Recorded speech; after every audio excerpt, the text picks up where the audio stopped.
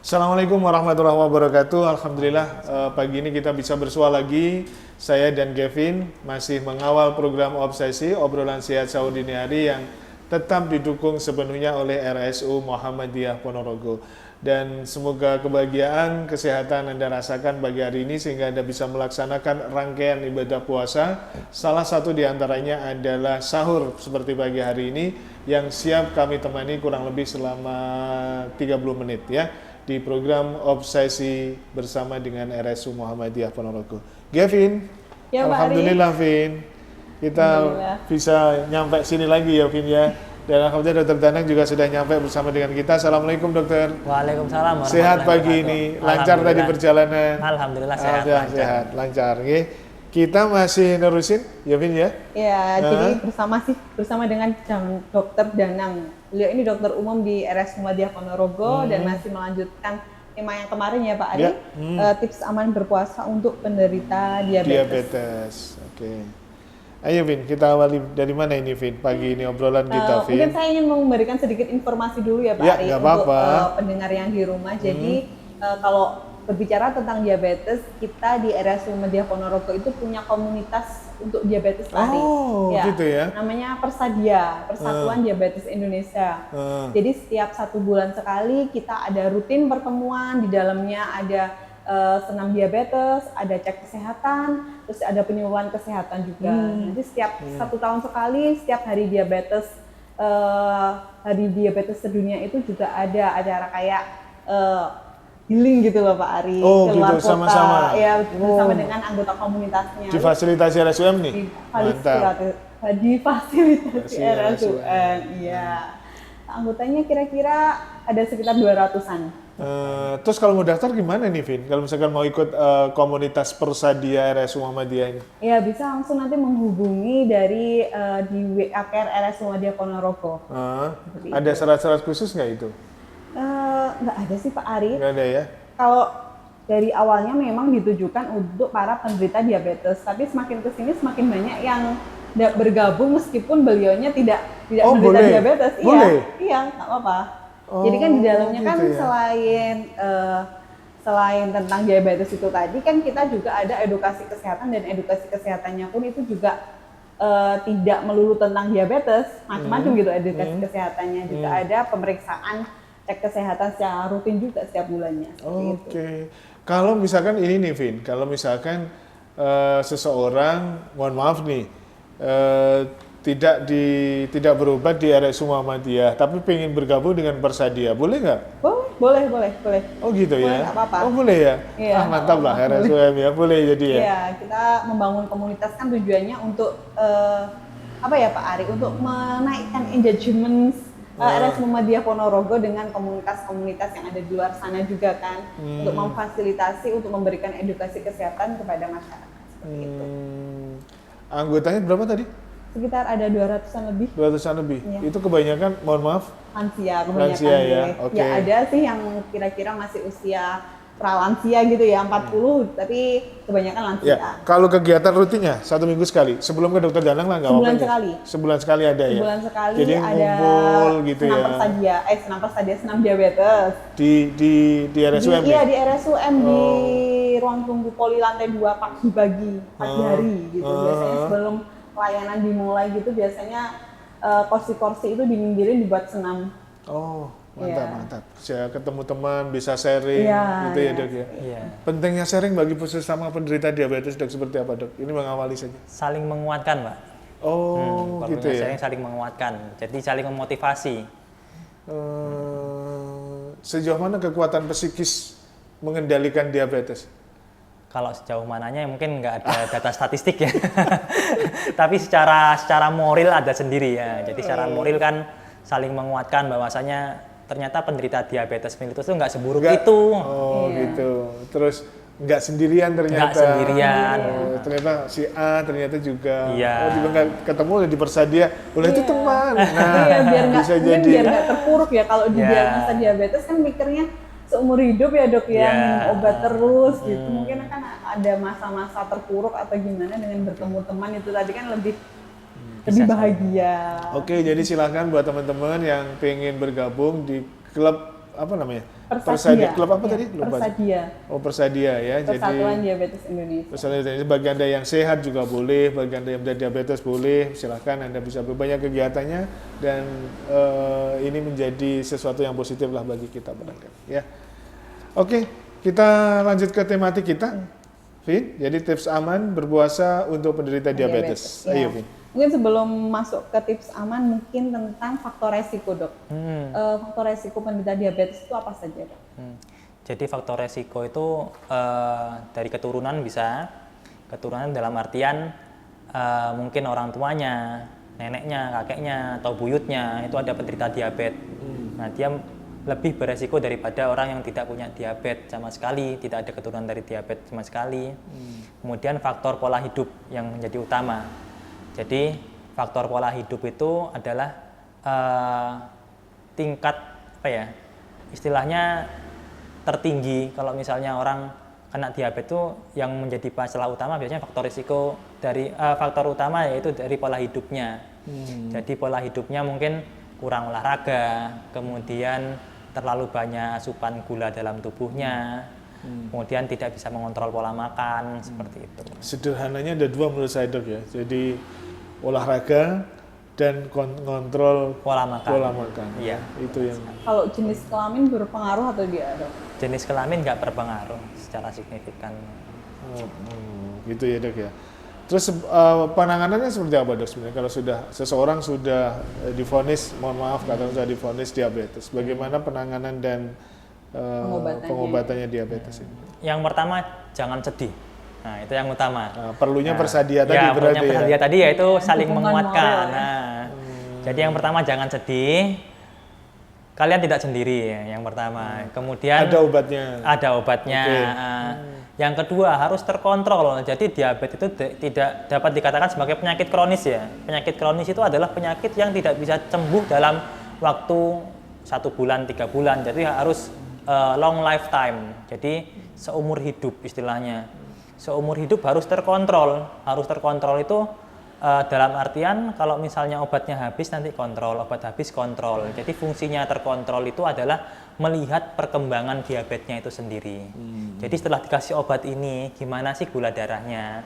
Setelah dikasih obat ini, kok gula darahnya masih naik terus? Ditambah obat biasanya.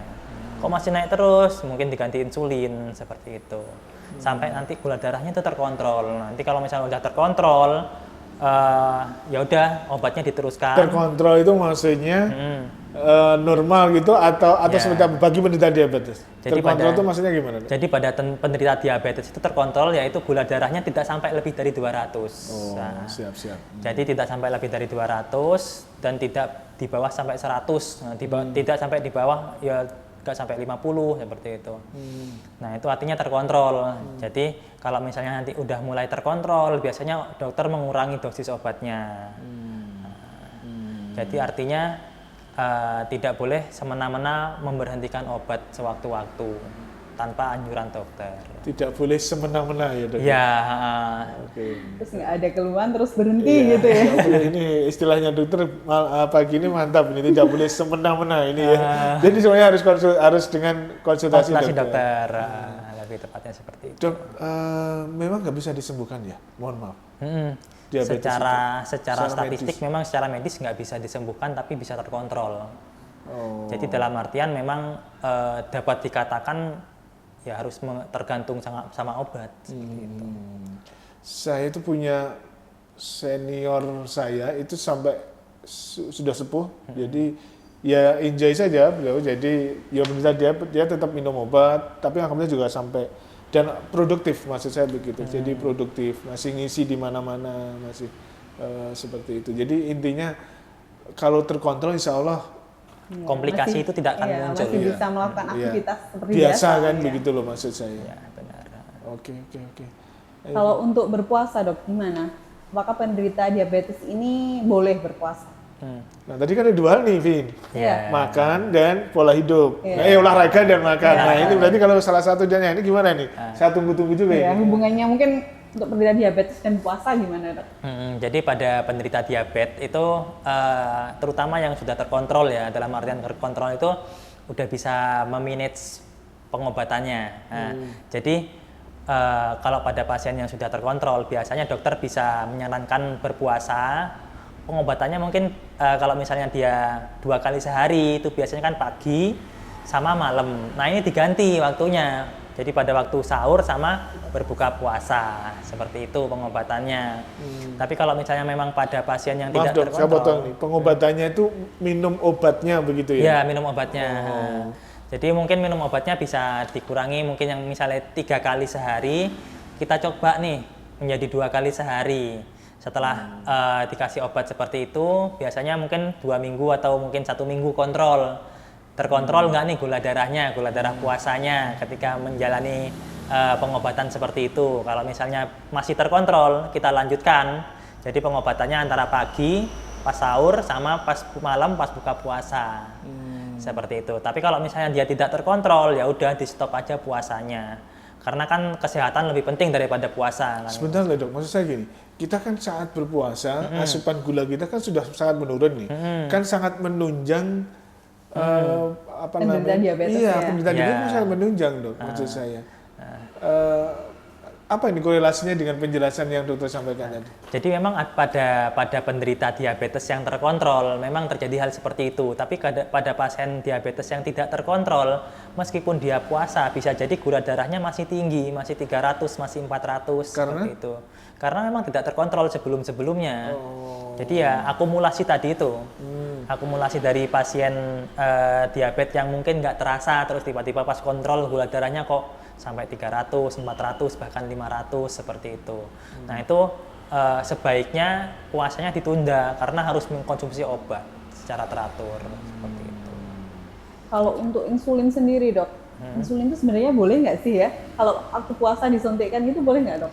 Jadi kalau insulin tuh ada ulama yang mengatakan boleh, karena insulin itu sendiri bukan sebagai bukan sebagai tenaga, bukan sebagai penambah energi. Jadi insulin itu sendiri secara fungsi yaitu fungsinya untuk menurunkan gula darah. Nah, secara logika itu kan menurunkan gula darah untuk mengurangi energi, bahkan bukan menambah energi. Beda seperti halnya infus vitamin, nah itu beda. Itu kan untuk menambah seger, itu berbeda. Jadi kalau pada insulin mayoritas ulama itu membolehkan melakukan suntik insulin pada waktu puasa dan itu tidak membatalkan puasa. Seperti sebenarnya penderita yang seperti apa sih dok, kok sampai ada penderita yang sampai suntik insulin nih? Itu yang dalam kondisi seperti apa? Jadi yang pasti pada penderita diabetes tipe 1. Karena memang tidak ada produksi insulin di dalam tubuhnya, akibatnya harus insulin dependent atau melakukan suntik insulin. Kemudian pada diabetes tipe 2 yang dengan komplikasi, biasanya komplikasi dengan ginjal, itu biasanya melakukan suntik insulin. Kemudian pada diabetes yang tidak terkontrol dengan obat oral, biasanya pada pasien diabetes tipe 2 pada awal biasanya dilakukan pengobatan oral, dikasih obat minum. Nah, pada obat minum itu terkontrol nggak sih gula darahnya? Ya, glibenclamid atau mungkin metformin. Nah, kalau misalnya gula darahnya masih tetap tinggi, dikasih obat seperti itu, akibatnya jadi pertimbangannya dikasih insulin seperti itu. Oke.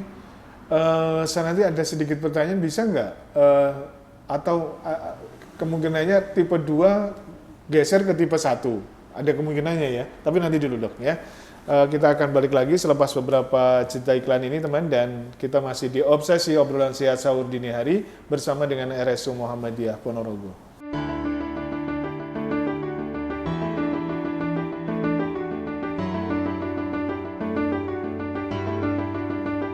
Oke, kita balik lagi masih di Obsesi, dan yang belum menikmati sahur pagi ini silahkan segera nikmati sahur Anda.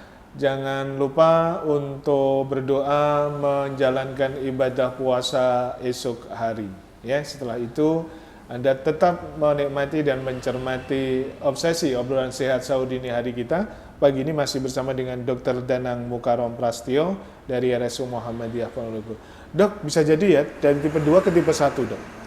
Jadi kalau dari atau rata-rata malah gitu seperti pola dari tipe 2 ke tipe 1 tuh nggak bisa. Nggak bisa? Jadi memang itu perbedaannya antara diabetes tipe 1 sama tipe 2 itu perbedaannya. Kalau tipe 1 memang nggak punya pankreasnya tidak menghasilkan insulin. Tapi kalau tipe 2 itu masih menghasilkan, Tapi tapi kalau lama-lama rusak gimana? kalau lama-lama rusak ya, tapi dia tetap diabetes tipe 2, tapi bukan menjadi diabetes tipe 1. Oh, satu lagi nih pumpung ingat, ada basah dan kering. Apa sih maksudnya, Dok? Jadi itu istilahnya Memang benar ini ada itu, istilah itu. itu sebenarnya di dalam di istilah medis sebenarnya nggak ada. Wah. Nah, jadi kebanyakan orang awam itu menganggapnya apa sih diabetes basah sama kering itu biasanya dilihat dari lukanya. Nah, jadi pada luka-luka diabetes itu kan memang pada penderita diabetes itu komplikasinya pada penyembuhan luka lebih lama dan mudah infeksi. Nah, pada pasien yang terdapat luka kemudian dia infeksi yang bisa menjalar sampai ke atas itu biasanya cenderungnya itu ada luka-luka kayak apa ya, kayak borok gitu. Itu karena penyembuhannya lama. Nah, itu yang dimaksud sebagai diabetes basah. Karena ada luka yang susah banget keringnya dan perawatannya juga lama. Itu biasanya orang-orang menganggap itu sebagai diabetes basah. Tapi kalau diabetes kering itu biasanya yang memang nggak ada lukanya. Atau mungkin ada luka tapi lukanya itu kayak kehitaman seperti itu. Sebenarnya itu juga bahaya, tapi karena kehitaman dan tidak menyebabkan infeksi itu menjadi orang-orang awam menilainya itu sebagai diabetes kering seperti itu. Tapi secara medis nggak ada istilah diabetes basah, diabetes kering nggak ada. Berarti yang kering pun sebenarnya beresiko katakan luka. Luka itu terluka pada semua penderita diabetes bisa terjadi luka dengan hal yang dengan akibat yang sama begitu maksudnya. Ya, jadi pada penderita diabetes terjadi luka mudah terjadi luka, mudah terjadi infeksi seperti itu. Dok, ini tadi kan mungkin sekalian ya dok, membicarakan tentang komplikasinya. Jadi apa aja komplikasi dari diabetes mungkin selain tentang luka itu tadi? Jadi sebenarnya dari diabetes mellitus sendiri itu yang bahaya itu bukan dari diabetes mellitusnya itu sendiri, karena secara gejala penderita diabetes mellitus itu secara umum cuman sering pipis, sering minum, banyak makan, nggak merasakan sakit sebenarnya. Tapi yang bahaya dari diabetes mellitus itu sendiri yaitu komplikasinya. Jadi bisa komplikasi makrovaskuler dan juga mikrovaskuler.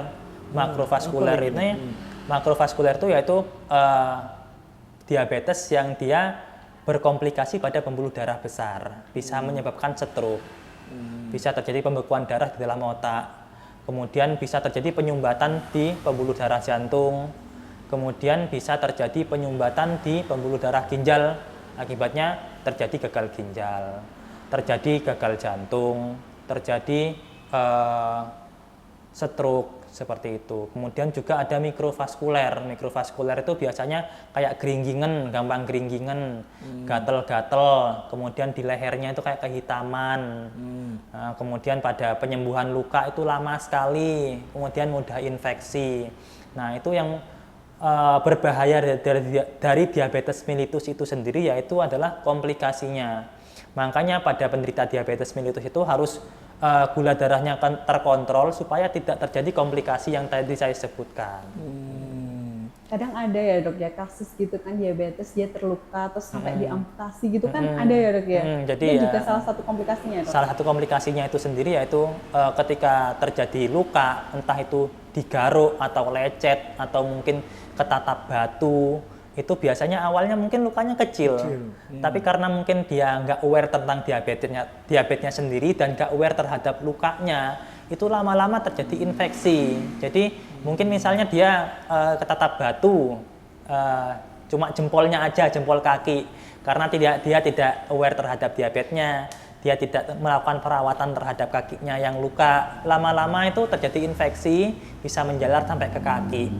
Yang terjadi kalau misalnya sampai ke atas dan membahayakan itu bisa terjadi amputasi. Ada yang mengatakan diabetes itu ibu dari segala penyakit. Ibu dari segala penyakit, benar ya? Benar.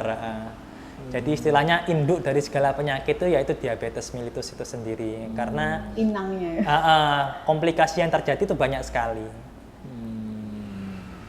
Oke.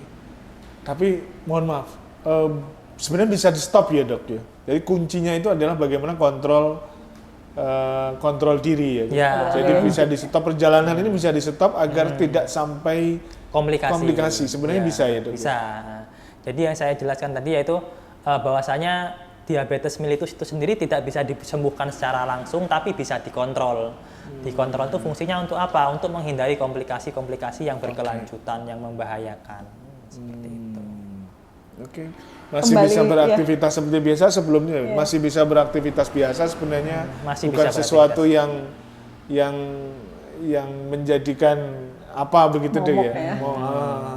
Jadi pada penderita diabetes mellitus yang terkontrol ya seperti yang Mbak Kevin tadi jelaskan, ada komunitas Persadia. Jadi dia sudah bisa aktif, masih aktif senam, masih bisa aktif jalan-jalan, masih bisa melakukan aktivitas seperti biasa, seperti pada umumnya, seperti itu. Karena ya itu diabetes mellitusnya terkontrol. Iya.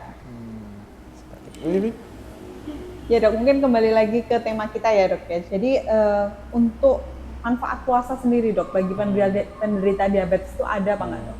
Jadi manfaatnya sendiri itu yaitu membatasi asupan makanan. Artinya membatasi asupan makanan itu sendiri yaitu dia juga membatasi indeks glikemik yang masuk ke dalam tubuhnya. Jadi dia membatasi gula, membatasi minum-minuman yang manis-manis, kemudian dia membatasi makanan-makanan yang multiproses tidak istilahnya kandungan si pankreas itu sendiri dapat beristirahat gitu. Jadi tidak memproduksi insulin secara berlebihan. Jadi manfaatnya berpuasa itu sendiri dapat dikatakan ya baik dalam artian dia membatasi dari indeks glikemik yang masuk ke dalam tubuhnya. Itu ya dok ya. Jadi jangan malah kalau nanti buka puasa terus minumnya yang manis-manis Nah, semua ya dok ya. itu. Es tahu, es teh gitu. Jadi ya pagi-pagi puasa tapi malamnya Iya. Gorengan gitu. Harus sadar diri lah. harus sadar diri diri, ya. Jadi makan sewajarnya saja. Kalau dalam kondisi apa dok? Penderita diabetes yang berpuasa itu sebaiknya batalin aja lah gitu. Dalam kondisi seperti apa? Jadi pada penderita diabetes itu sendiri bisa terjadi komplikasi hipoglikemi. Jadi hipoglikemi itu adalah kondisi di mana gula darahnya itu terlalu rendah. Nah, kalau saya boleh menyarankan pada penderita diabetes, terutama yang mau puasa ini atau yang misalnya nggak mau puasa juga, saya menyarankan punya alat cek gula darah sendiri. Nah, kalau misalnya terjadi gejala kayak dredeg, terus gemetar, tremor, terus mungkin keringat dingin, lemes, itu langsung segera dilakukan cek gula darah. Kalau misalnya setelah dilakukan cek gula darahnya di bawah 70, langsung dibatalkan puasanya, langsung minum yang manis-manis untuk menaikkan gula darah itu sendiri. Karena kondisi gula darah terlalu rendah itu lebih berbahaya daripada kondisi gula darah terlalu tinggi. Gimana lagi dok? Jadi kondisi gula darah Bagi penderita diabetes bagi nih? penderita diabetes mellitus sendiri. Oke, Jadi pada penderita diabetes mellitus, gula darah yang di bawah 50 atau di bawah 30 biasanya langsung nggak sadar. Nah, jadi pada kondisi seperti itu, kalau misalnya masuk ke rumah sakit, kita kasih gula malahan. Jadi untuk menaikkan gula darahnya. Jadi sebaiknya Gula-gula biasa itu ya? gula, ya cairan gula, Iya, cairan gula, dextrose. Jadi pada penderita diabetes mellitus yang dia mau puasa, saya sarankan untuk mempunyai alat cek gula darah sendiri. Jadi pada penderita diabetes yang mau berpuasa disarankan melakukan cek gula darah kalau misalnya terjadi gejala-gejala seperti tadi, kayak gemetar, terus dredeg, keringat dingin, langsung cek gula darah di bawah 50 langsung minum, dibatalkan saja puasanya. Apa dok, hal yang mungkin yang bisa dilakukan untuk menghindari hipoglikemi tadi bagi penderita diabetes saat puasa?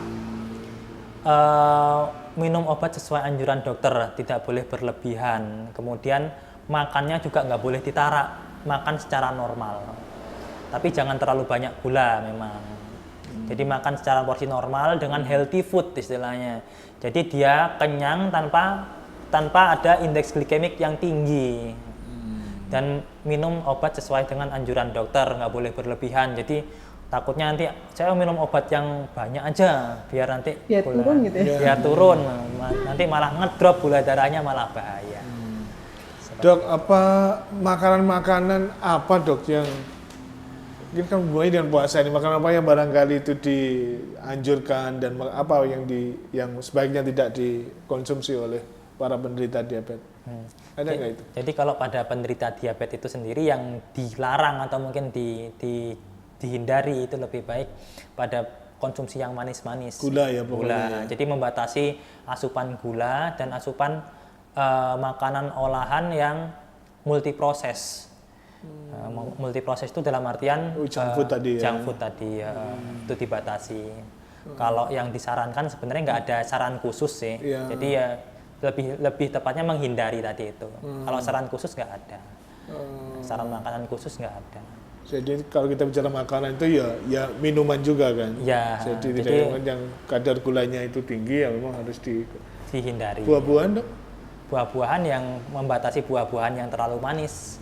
Oh, pokoknya terlalu manis nih ya. Ya. Oke. Masih diperbolehkan tapi ya dibatasi lah. Dibatasi ya. Oke. Vin, masih ada Vin? Dok, saya tadi tuh sempat baca ya dok ya, kalau diabetes itu merupakan angka penyebab kematian yang juga cukup tinggi, nomor 3 atau gimana gitu kalau nggak salah di dunia. Di dunia atau di Indonesia? Di dunia kalau nggak salah. Ya. Itu kenapa dok kira-kira? Apa karena komplikasinya itu tadi ya? Jadi penyebab utama kematian diabetes itu sendiri bukan dari diabetes mellitus sendiri. Jadi kematian penderita diabetes itu bukan karena diabetesnya sendiri, tapi karena komplikasi. Mungkin komplikasi ke stroke, mungkin komplikasi gagal ginjal, mungkin komplikasi sepsis karena adanya infeksi. Nah, jadi komplikasi-komplikasi itu sendiri yang membuat penderita diabetesnya itu meninggal biasanya. Jadi bukan murni karena diabetes terus tiba-tiba meninggal, enggak. Seperti itu.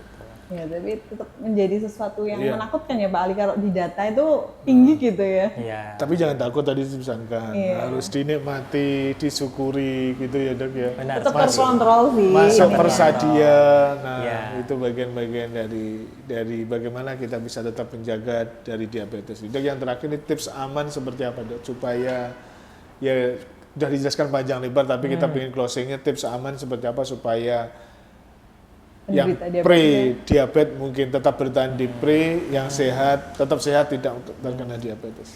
Jadi ini mungkin ya buat ibu-ibu ya terutama ya. Jadi tips aman untuk seseorang biar nggak terkena diabetes, yang pertama yaitu membatasi asupan gula yang masuk ke dalam tubuh. Gula apapun apapun. Jadi terutama pada anak-anak biasanya kan suka minuman yang manis-manis. Nah itu benar-benar harus dibatasi. Mungkin maksimal 2 hari sekali atau mungkin 3 kali sehari, 3 hari sekali itu untuk memberikan minuman-minuman yang manis-manis, kemudian olahraga secara teratur, kemudian membatasi makanan-makanan junk food, seperti itu. Olahraganya apa dok yang baik dianjurkan? Olahraga yang bagus itu kayak jogging, kemudian gym kalau misalnya perlu, senam itu juga bagus. Gitu aja ya, ringan-ringan aja ya. Yang ringan-ringan tidak usah berat, mengangkat besi, itu nggak usah ya. Yang penting konsistensinya itu.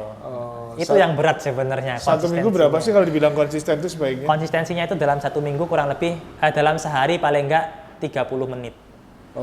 Dalam sehari ya. Dalam 1 hari. Oke. Biasanya ditanyakan ibu-ibu itu kalau misalkan di dapur itu masuk olahraga nggak dok? Di dapur kan masuk olahraga nggak ya? Apa masuk olahraga nggak gitu? Sebenarnya juga dapat dikatakan aktivitas juga ya. Jadi mungkin bisa dikatakan sebagai olahraga bisa. Bisa ya. Oke. Sudah dihitung sendiri nanti Vin ya pagi ini. Oke, Dr. Dana, matur nuwun dok. Sama-sama, sudah bersama Pak. dengan kita. Vin, kita pamit ya Vin ya. Ya, Pak. Oke, terima kasih untuk teman-teman yang sudah mencermati perjalanan kita 2 hari. Kita bersama di obrolan soal diabetes ini di Obsesi, obrolan sehat sahur dini hari. Terima kasih untuk semuanya. Dan sekali lagi jangan lupa RSU Muhammadiyah Ponorogo. Assalamualaikum warahmatullahi wabarakatuh. Waalaikumsalam warahmatullahi wabarakatuh.